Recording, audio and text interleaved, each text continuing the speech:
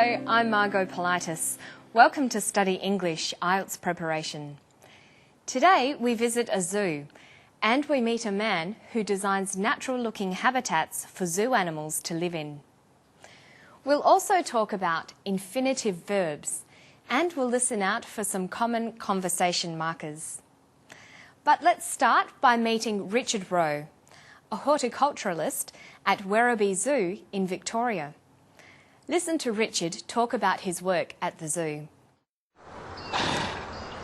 My role is to create environments that allow animals to display natural behaviour and for visitors to see animals in areas which really do appear to be very natural. The skill of what we do is to create something which looks as though it's been here for a long time and looks very natural. Well, we originally look at where is it that the animal is.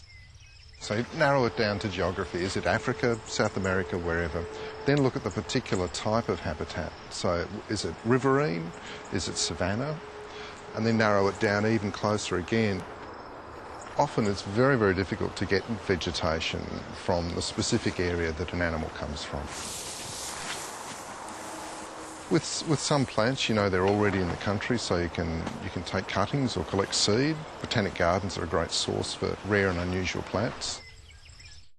The simplest form of the verb is the infinitive form.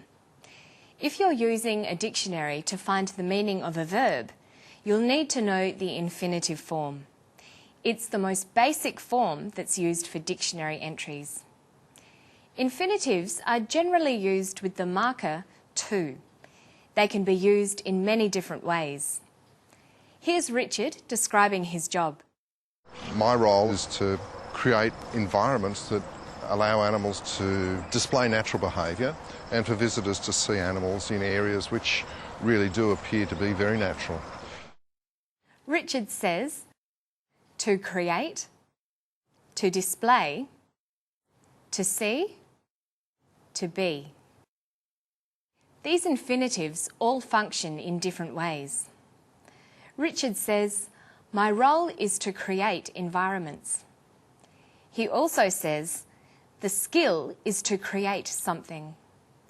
In both examples, the infinitive is a complement following the main verb. Take a look at this sentence.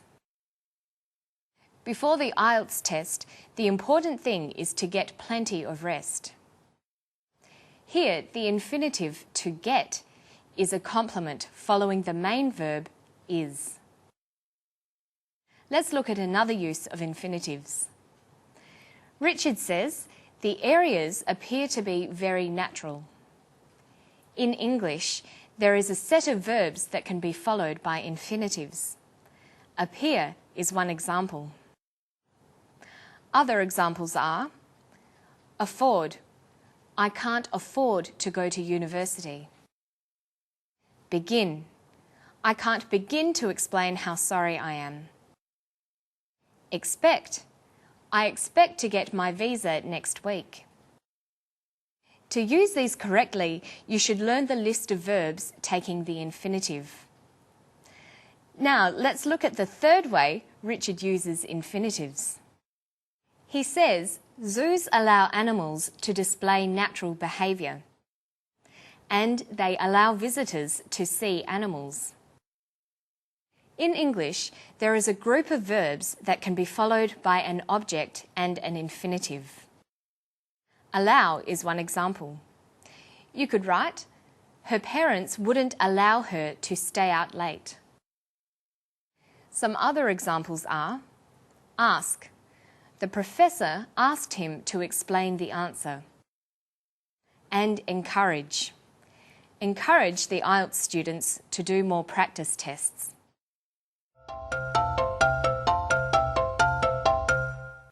Here's a quick exercise for practicing infinitives. Here is a list of verbs. We have join, look, submit, edit, lend, and buy. I'm going to show you a sentence with one missing verb.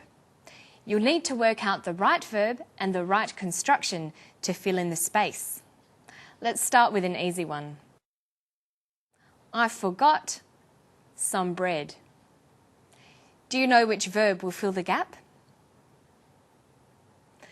The completed sentence is, I forgot to buy some bread. Here's another one. We're going out for dinner. Would you like us? We're going out for dinner. Would you like to join us? How about this one? The teacher reminded the students their assignments on time. The teacher reminded the students to submit their assignments on time.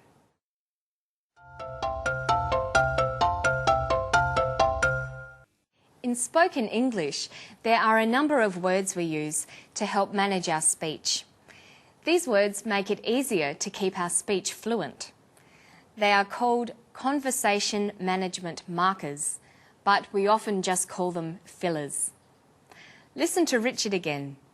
This time he's talking about how he designs a habitat for a specific animal in his zoo. My role is to create environments that allow animals to display natural behaviour and for visitors to see animals in areas which really do appear to be very natural. The skill of what we do is to create something which looks as though it's been here for a long time and looks very natural. Well, we originally look at where is it that the animal is. So narrow it down to geography. Is it Africa, South America, wherever? Then look at the particular type of habitat. So is it riverine? Is it savanna? And then narrow it down even closer again. Often it's very, very difficult to get vegetation from the specific area that an animal comes from. With some plants, you know, they're already in the country, so you can take cuttings or collect seed. Botanic gardens are a great source for rare and unusual plants. Did you notice where Richard used the words well, so, and you know? It's important to understand how and why these words are used. Let's take a closer look at each one. We use the word well to indicate that we are considering or thinking about what someone has said. Richard uses well to begin his response to a question. He's about to take up the topic, so he's thinking about what to say.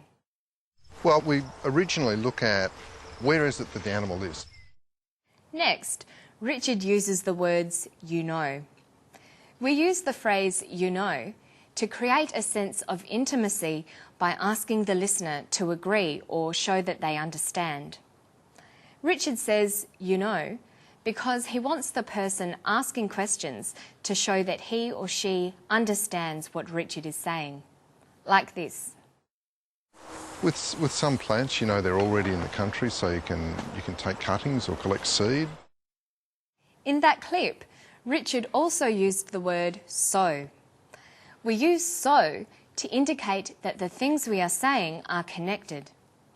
Richard uses so a number of times to connect the things he is saying and to show that they are all related to the questions he is answering. If you listen to native speakers' conversation, you'll hear these words often. You might also hear words like okay or right. It takes practice, but in time you'll be able to sound more natural by making them a part of your speech too. And that's all for Study English today. We've looked at using infinitives. And then we talked about conversation management markers and how to use them. For more practice on today's topics, go to the Study English website. It's at abcasiapacific.com/studyenglish. I'll see you next time. Bye-bye.